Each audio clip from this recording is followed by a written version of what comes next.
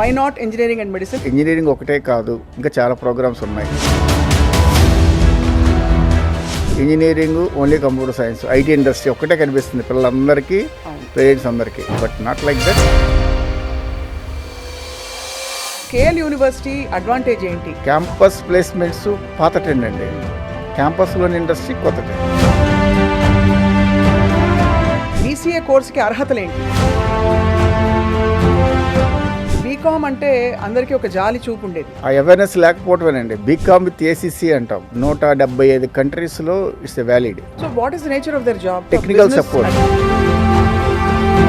BBA ఎల్ఎల్బికి మామూలుగా అందరూ లా సెట్లు లేకపోతే క్లాట్లు ఇవన్నీ అడుగుతుంటారు, మీరేం అడుగుతారు? సొసైటీలో ఒక రెస్పెక్ట్ కావాలనుకుంటే ఇప్పుడు యానిమేషన్, గ్రాఫిక్ డిజైన్ ఇవన్నీ కొత్త ఫీల్డ్స్, దీనికి sky is the limit. A hero కనిపించినా, ఏ హీరోయిన్ కనిపించినా ఫోటో తీసుకోవడానికి తహతహలాడుతుంటారు. అలాంటి హీరో హీరోయిన్ పక్కన కూర్చొని వచ్చేస్తారు.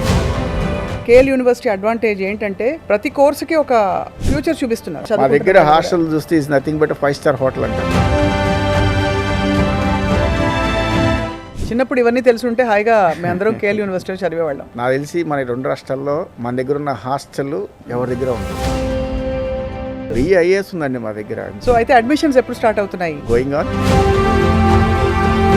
100% ప్లేస్మెంట్ కావాలి అంటే right, better to choose KL.